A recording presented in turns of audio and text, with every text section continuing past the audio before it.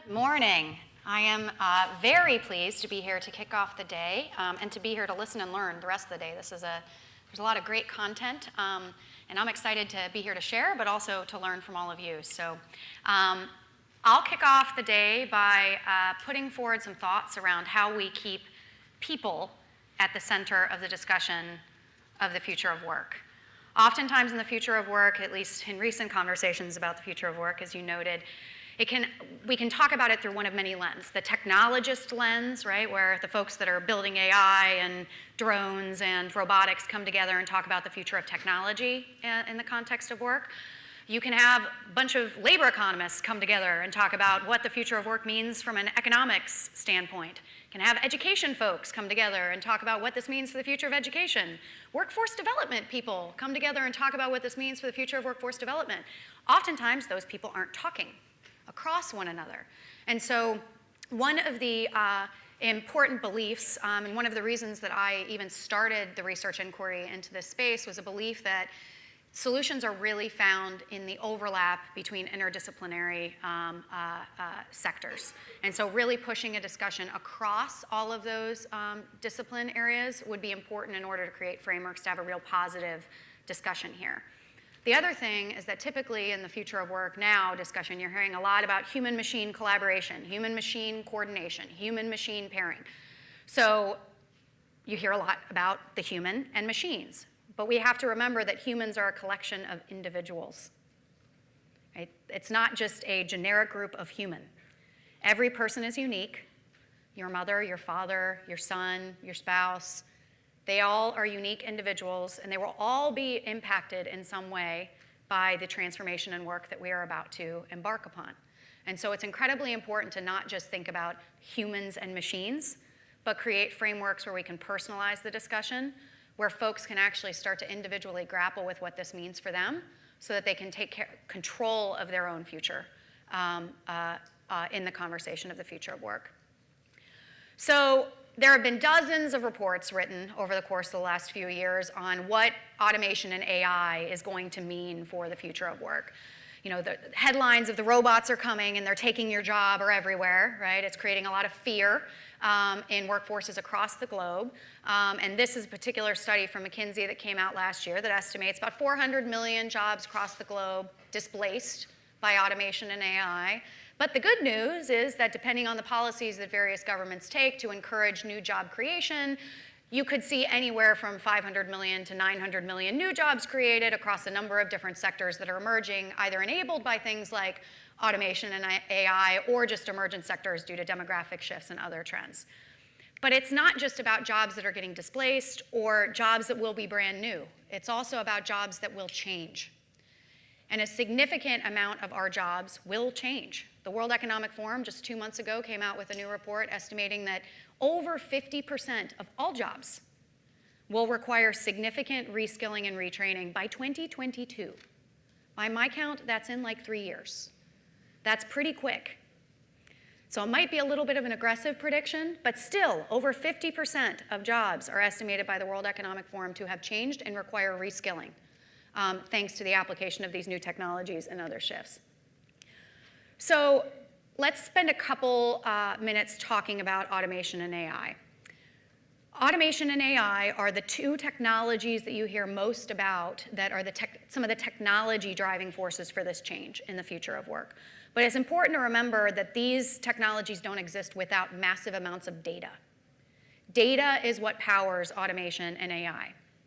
And furthermore, we as societies, doesn't matter if you're Australian or if you're American or if you're Swedish or if you're Chinese, societies have not yet grappled with what we think data is. Is data infrastructure, like electricity? Is data a raw material, like oil? Is data an extension of ourselves? And so it's really our personal information. The answer to that will largely be figured out through policy dialogues across the globe will also be an important part of this conversation. It will affect the pace and possibly the scale at which data can actually be employed in a profitable way by companies for the application of AI and automation technologies both across the nonprofit sector, the private sector, government, in order to achieve some of these human-machine collaboration objectives. So it's important to note that we still have a lot of uncertainty around how we think about data as a society in the future of work. Furthermore, and this is one of the reasons that I loved the t-shirts when I came in, what did it say? No robot could have planned all of this. Well, what AI and automation is really good at is conducting specific tasks. Yes, there's lots of conversation about AI being intelligence that could do a wide variety of tasks, but general AI is still a long way out. We're mostly focused on specialized AI that looks at particular tasks being executed by the artificial intelligence. Same goes for automation. So when you think about what AI and automation are good at, they're good at implementing tasks that can be described in a routine, repeatable way. When something happens at an event, right, the electricity goes out, or you can't do your job, Luke, because all of the slides aren't working. That takes humans to diagnose the problem and interact and get involved in the problem-solving mode to solve that. If you tried to automate this whole conference, there would be a lot that went wrong that the robot could not figure out how to solve, right? Because they're specialized around particular tasks, and they might be able to execute that task really well, but they don't do well at all when there are errors or when there are things that are off nominal in a particular execution of their task. And so what does this mean for humans? Well, if a lot of our work is task-based, that work is likely to be more susceptible to automation and to AI. But what are humans actually uniquely good at? Problem solving, empathy, communication, collaboration, a number of things that are uniquely human. And so we have an opportunity right now to think about, in the future of work and designing the future of work, to move the human's role away from task execution in the workplace and towards problem solving and problem definition in the workplace. If we just leave it as is, automation and AI will have a larger impact on overtaking the task management part of human jobs. The opportunity is to rethink the higher order role of the human in executing cognitive parts of work that actually add higher value, create greater value outputs, whether this is the public sector, the private sector, or the nonprofit sector. And so, as I said, we have an opportunity to think about redesigning work where human-machine collaboration can actually get the most out of the machine and the most out of the human to do more than what we could have done before, as opposed to thinking about it as one-to-one replacement. So I'd like to take a step back and do a little bit of storytelling to prove the hypothesis that humans are good problem solvers. And also, humans are good problem solvers outside of spaces that we would normally think of humans as being good problem solvers. So many of you might recognize the yellow suit that's in front of you on the screen. Does anybody recognize the yellow suit? So yeah, the word is on the screen. I had to use PDF, so it didn't like save the words for me later, so you got a preview of it's about Ebola. But in 2014, many of you will remember that there was a huge Ebola outbreak in Western Africa, where 11,000 people died, 30,000 people were sick. Huge humanitarian crisis where health workers from across the globe were flown in to care for the sick in very, very difficult conditions, 100 degrees with 100% humidity during the summer. What does this look like? It looks like a trash bag, right? You'd all be real hot trying to work and treat a patient in that outfit. Furthermore, because Ebola is a disease where actual transfer of liquid is what causes the transmission of the disease. It's not like other diseases where it's air. Breathing would have nothing to do with this. This is all liquid transmission. So you couldn't get this anywhere on your body. So the donning and doffing process, donning means putting this thing on, doffing means taking it off, is very, very important, especially doffing, since you can't touch any of the liquids and risk getting sick. 45-minute process to put on the suit, 45-minute process to take off the suit. I would imagine, if I were putting myself in the place of the healthcare worker, 45 minutes to take that off when you're almost facing heat exhaustion. You're trying to focus on making sure you don't get infected, but following the process at that extreme amount of heat fatigue would be incredibly difficult.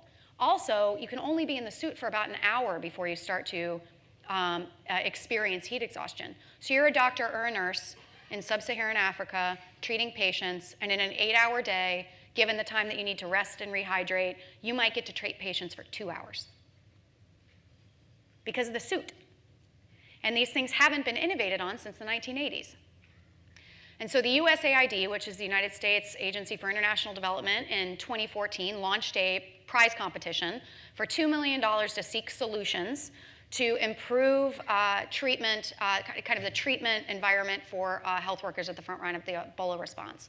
In response to that, Johns Hopkins University actually convened what they called a Maketh-on, where they actually brought in a bunch of these suits that people could cut apart and re-put together, and actually encourage people to make, like the maker movement, right? Making things together and trying to solve this problem. And one of the people that was attracted to coming in Baltimore, Maryland, was the woman that you see behind you, Jill Andrews, who is a wedding dress designer.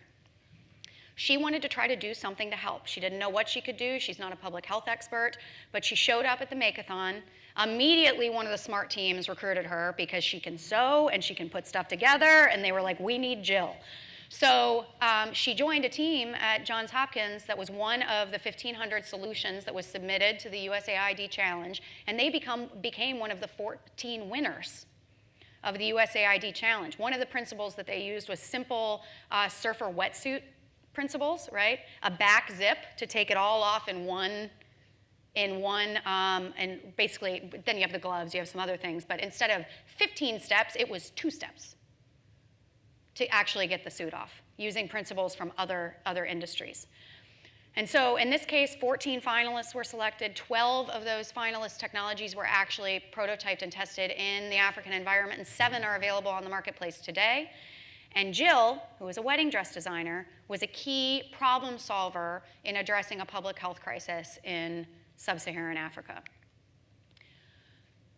Are illegal robocalls a problem in Australia? Do you guys get calls like 6 o'clock, you sit down for dinner, the phone rings, and you're like, why? How do they have my number, and why are they calling me again?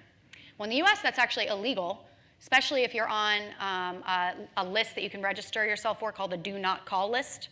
If your number's on there and telemarketers try calling you, it is illegal for them to call you. Yet they do, and they do a lot. We have an agency in the US called the FTC, the Federal Trade Commission, that gets complaints and prosecutes folks that are doing these illegal robocalls. They get about 200,000 complaints a month for illegal robocalls that are coming in. They have a lot of attorneys, but even the amount of attorneys that they have cannot prosecute that number of cases. And so they had an idea back in 2014, why don't we actually try to develop a technology solution that just stops illegal robocalls as opposed to prosecuting them after the fact? So they launched a prize competition in 2014 for $50,000 US. There were 800 submissions to that challenge. No one that submitted had ever worked in telecommunications before, including Aaron Foss that you see behind you. Aaron Foss's solution, which basically creates a honeypot where if someone's calling from a particular number that is associated with being a robocall number, it redirects those to a different area so it doesn't go to someone's phone. So someone actually has to register for the solution Nomorobo, but then you never get those calls at your home because they're redirected to a different development environment. He won the $50,000 prize, started his company, Nomorobo. This number that you see above me, the 671 million illegal robocalls blocked to date, that was the June number. I looked it up last night. It's 920 million right now. Talk about scale. That's in, 5 months? And it went from like 6 million to 12 million. It's exponential growth that this solution is actually using to block illegal robocalls. This guy has testified now before the House committees on telecommunications and talking about this issue, had no experience in telecommunications, but was able to apply his problem-solving capacity in order to address this problem for millions and millions of Americans. The final example I'll give you is Alana Lucas. So in the US back in 2008, 2010, there was a big push to try to deploy more solar energy throughout the country. Initially, this was about developing the technology and actually bringing down the cost of some of the hardware that would need to be installed in order for folks to be able to use this on their homes. But there was still a lot of opaqueness on the data associated with solar energy. If you actually went to the extent of installing $30,000 worth of solar panels on your home, when would that pay off for you? How much would you save in your utility bill? Those kinds of questions were very, very difficult for people to get answers to. We would refer to those as the soft costs associated with installation of these new technologies. And while there was a significant amount of work going on in the hardware associated with solar energy, there had not been much work going on in addressing the soft costs associated with solar energy. So in 2013, the Department of Energy released a challenge called the Sunshot Catalyst Challenge that was focused on creating startups using energy data. Elena had been a low-level analyst for a Fortune 500 company, was bored in her day job, and decided to show up to a jam-a-thon. We do a lot of these a-thons in the US, hack-a-thons, make-a-thons, jam-a-thons. They give you pizza and t-shirts and people show up. But in this particular jam-a-thon, Elena showed up looking to do something different for her weekend and possibly find a new thing to spend some time working on. She found her co-founder at that jam-a-thon event. They submitted to the Sunshot Catalyst activity, ended up being one of 17 finalists for that particular challenge, and went from being a low-level analyst to the CEO of a DOE-backed startup, the Department of Energy-backed startup, within 5 months. What's interesting about Alana's story, she's from Detroit, Michigan. Her father had been on and off, employed, unemployed since 3rd grade. Her family had been on food stamps. She went to college on student loans and was in significant student loan debt.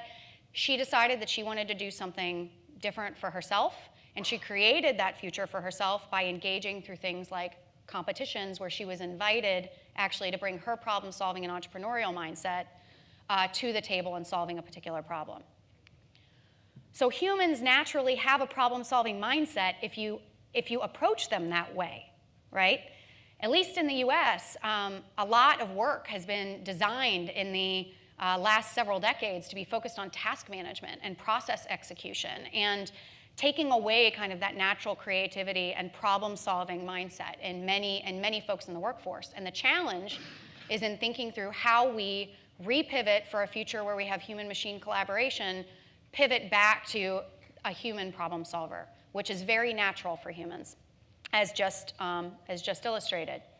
So I think it's helpful, because the future of work discussion is so vast and you can talk about it in so many different ways.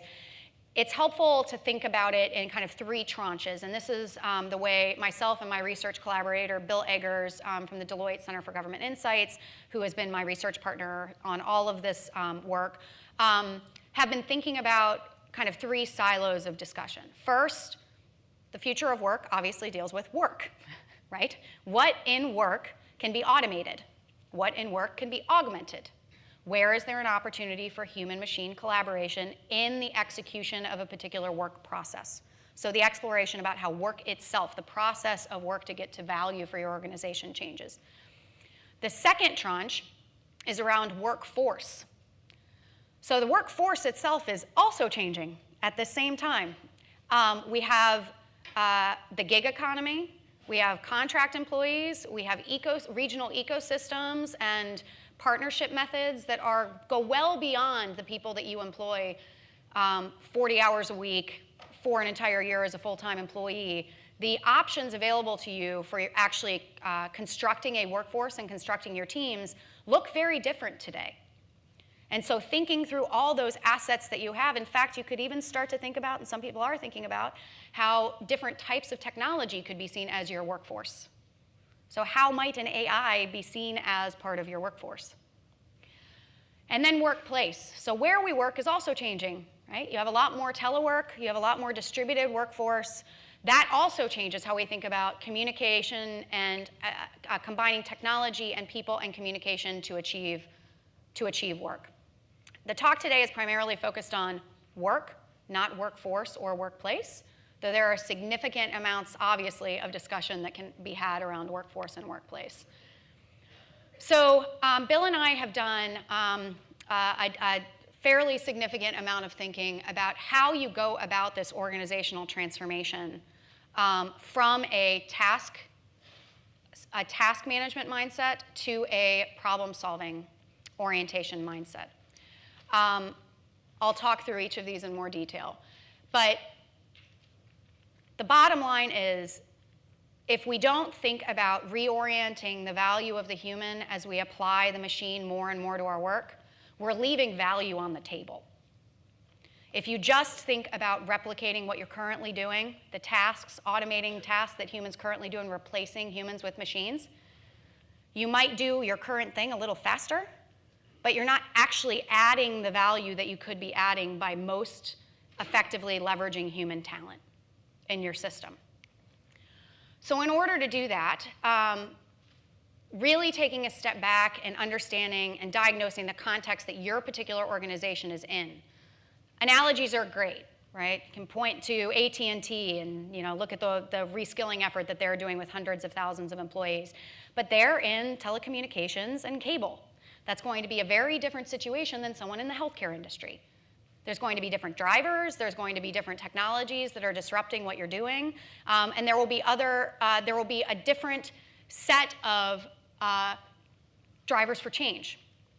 So getting contextually specific in what actually is driving change in your sector is incredibly important. For example, for aviation, drones are having a huge impact. For mobility and for surface transportation, autonomous vehicles will have a very large impact. Email had a large impact. Speaking of email earlier, email has had a large impact on the US Postal Service.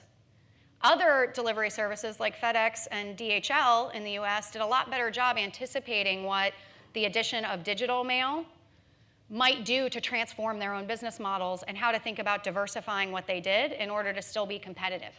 The US Postal Service did not do that, and you can see what they're facing today. Different sectors will move at a different pace for change based on different drivers.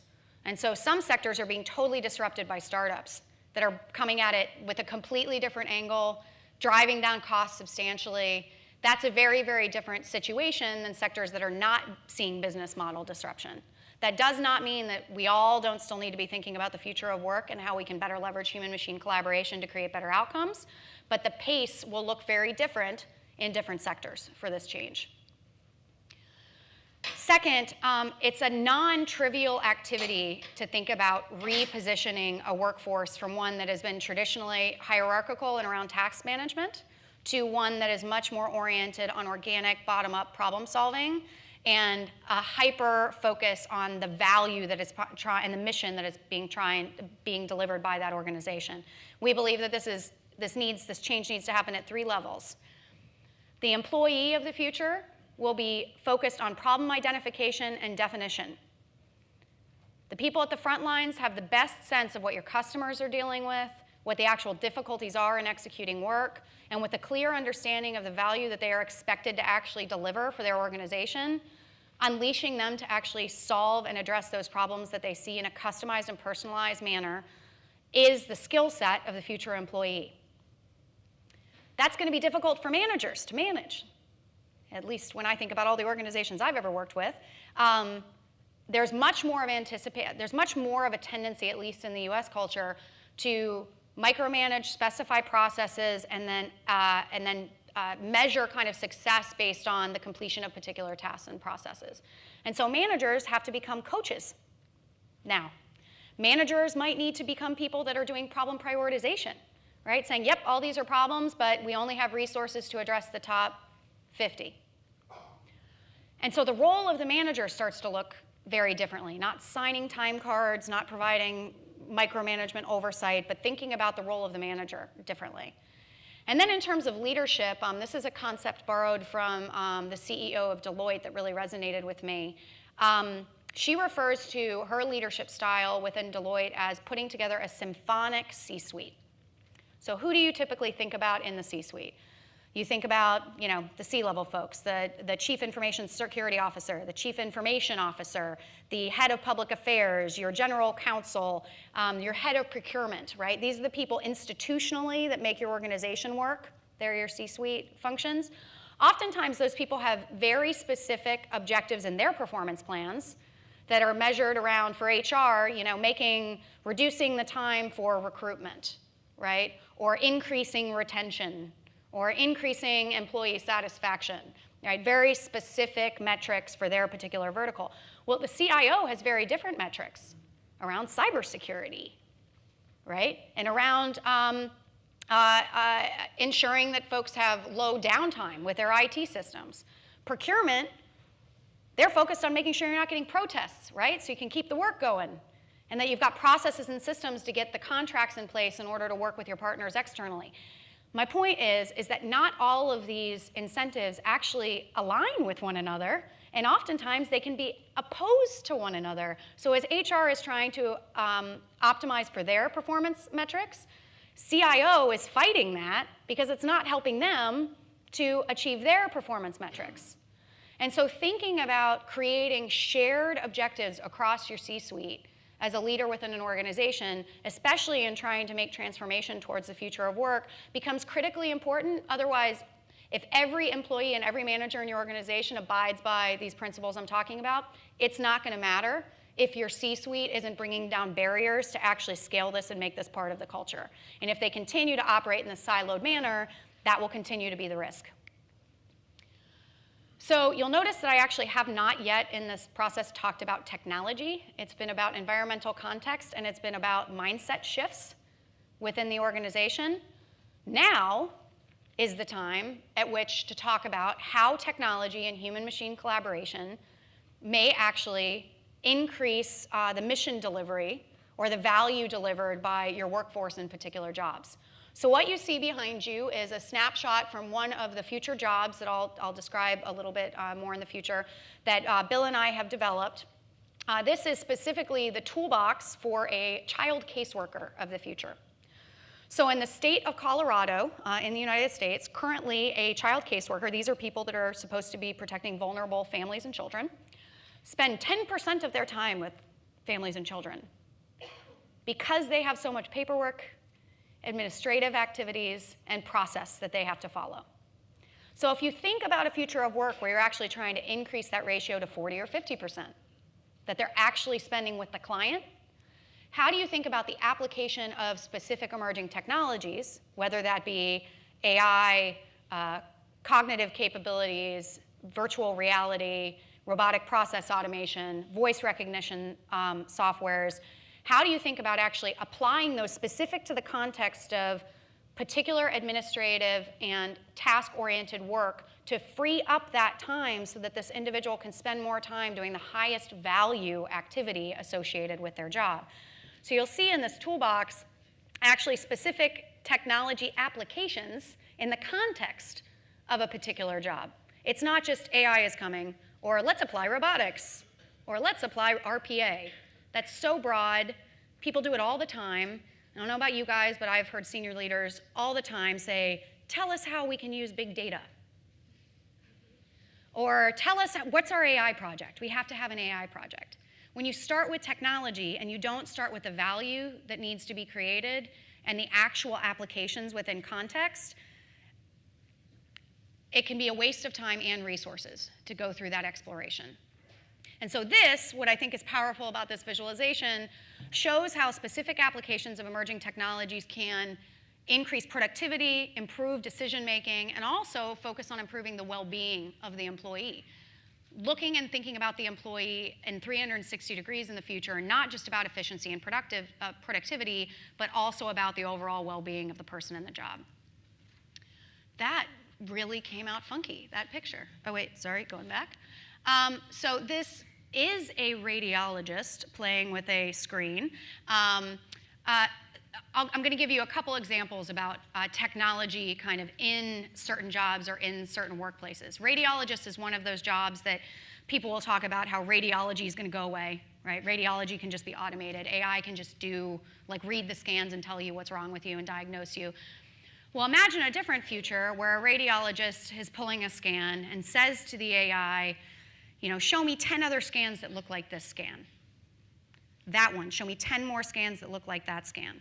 10 more scans that look like that scan, that go well beyond the library of scans that they have seen in their own head, from their own training, from their own experience, that go throughout the hospital, or possibly even throughout the hospital network if we can get electronic medical records correct. But this ends up augmenting the radiologist to just have more examples and more diagnoses that other doctors in their hospital system have made in kind of like scans, but where the human is still making the final decision based on more information. Now they've got a superpower, right? They've got more brains than they had previously, but it still takes the human diagnosis at the end. So that's an example, the previous one, of where someone can become a superhuman by the application of things like machine learning and artificial intelligence. This is an example where, and a reminder and a warning, where we have to be very, very careful about how and where we implement human-machine coordination in our systems. This is one example of a tragic plane crash that happened on the way from South America to Europe, where planes today actually are big flying computers, right? So I'm an aerospace engineer. I studied planes. I studied spacecraft. I studied the physics of how planes fly, right? When you put the nose up, when you turn it to the right, what happens with the ailerons? There's physics associated, right, with how a plane flies. So much of how planes fly now are that they're computers, right? Yet they are physical objects in the sky. So they are not only hardware, they are also software. And pilots' roles over time with this machine has changed as it's become more digitized. Used to be that they flew a machine in the air, right? They flew hardware. They were in charge. Now they're flying software, but still have to know how to fly the hardware in case something bad happens. And when they're not practicing that skill, when they're getting further and further away from their actual knowledge of the machine, it can be harder and harder to remember what you're supposed to do when faced in a high-stress environment, to remember and recall those skills that you actually haven't had to practice for a while. So in this particular instance, there was a sensor outside the plane that basically froze over. The computer that had been programmed by a human to basically turn it back over to manual control if these different inputs weren't accurately working, sent the computer back to, or sent flight back to the actual pilot.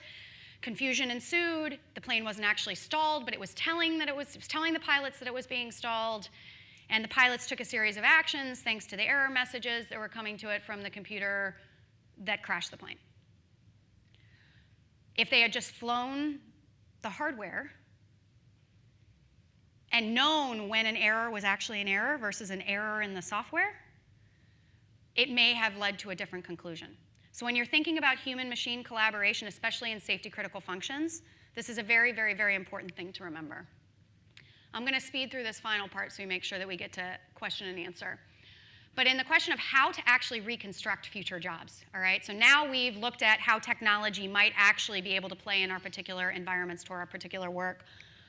We think that actually visualizing the jobs of the future is an incredibly powerful tool to be able to unlock a dialogue between employees and employers about the future of work. This is such a non-tangible discussion, especially when you throw emerging technologies that are highly techy on folks. It can just be very scary. They don't necessarily understand what that means for their job. They can't see themselves in it. They have no idea how to prepare themselves for that future. And frankly, they might not agree with leadership that that's the best way to execute the job. That technology might actually make their job harder or less efficient, because oftentimes the way that we deploy digital technologies in organizations is adopt technology, deploy and train, and learn later that, oh boy, the way that we actually deployed that technology was not actually adding the maximum value that we thought that it could have offered.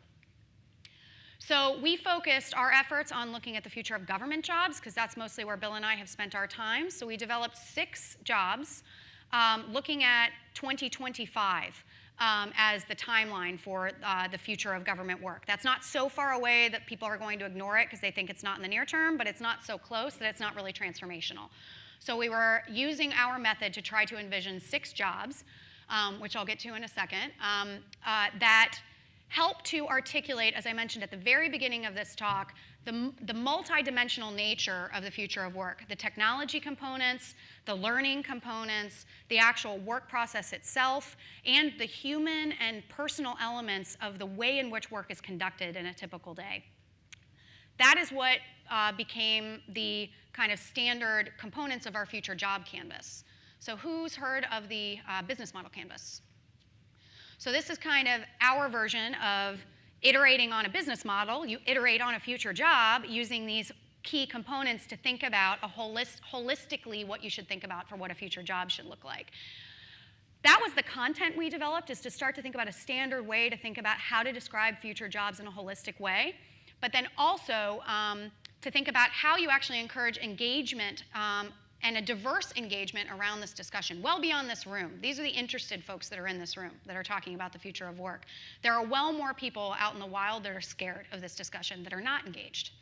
And so how you think about creating and making this content more accessible to more people so they can start to personally grapple with what this means for their future was another key component of our work.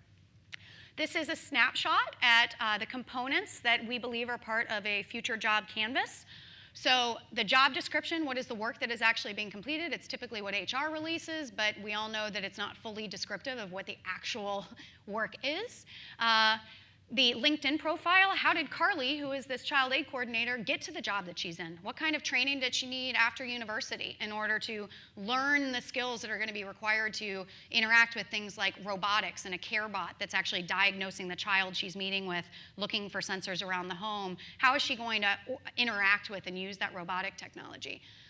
The toolbox, so all the applications of the tools that could help improve her particular job and the way that she's operating, as well as the day in the life that brings it all together. This is the story. This is the comic book. This is the illustration of what does Carly's day look like? Is she waking up at 8 o'clock and then driving first to her client site because she doesn't have to go into the office first because she has a digital assistant telling her where she's going first thing in the morning? What does her day actually look like as a compelling way to be able to have that conversation with employees about what their future might look like in 5 years? And then the art that we commissioned just tries to invite people in to explore what that future actually means. What is that all about? We also created workshops that were mostly 5 hours or so to get organizations, employers, and employees talking across the table to create, using the canvas, a series of future jobs that mattered within their own context, right? You weren't walking out of a workshop with a complete final job, but you were walking out of the workshop with a dialogue having been started in a particular domain and discipline of your work, in thinking through how work might change in this particular sector moving forward. But this is a big commitment, 5 to 8 hours to do a workshop. So we also created what we call a gallery walk, which is allowing people to more passively interact with these jobs of the future.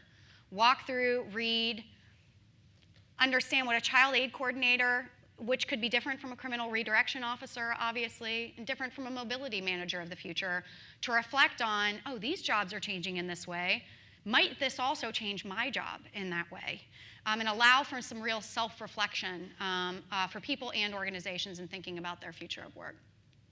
So in summary, you can download the report of the jobs of the future. So all of that was just released 2 months ago. So you can see the in-depth detail behind those 6 jobs and use those to develop your own jobs of the future within your organization.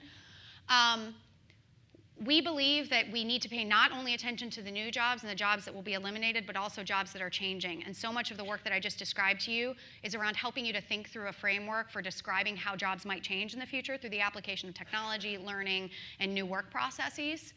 And that we truly believe that visualizing jobs and the process of storytelling and human-centered design can actually bring the person back to the center of discussion, make it something that's much more relatable to people in organizations, and be a more productive discussion around the future of work than just abstractly talking about technologies to your workforce. Thank you.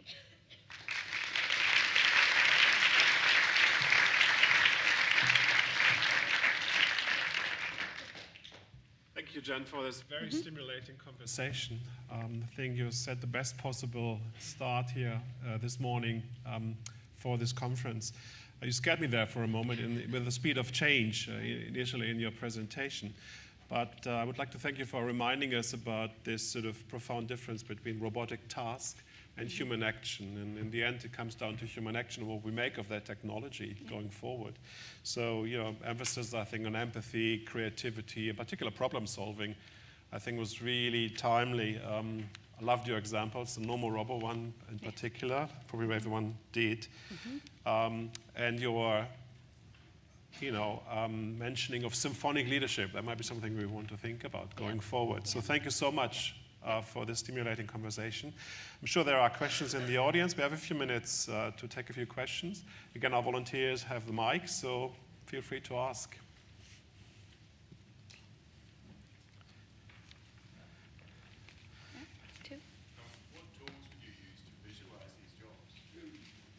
So I would say the primary tool that we used to visualize was the canvas, right? Exploring, and it was very interesting. We prototyped out, we did about 4 or 5 different workshops to see how people interacted with the canvas. So when you give them a blank slate with like 6 different things they have to fill out, are people thinking about the toolbox first? Are they thinking about the job description first? Are they thinking about the day in the life?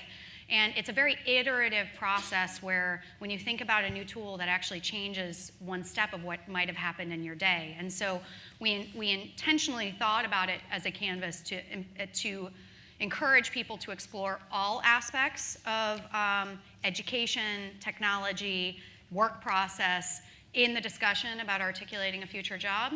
But then the art itself was commissioned. So we developed the day in the life, we provided the day in the life to an artist, and the artist came up with an artistic representation of what that actual work looked like. But I would say the tool that we used was the canvas that just asks the questions that organizations should be thinking about when they're trying to envision the future of work in a particular job class.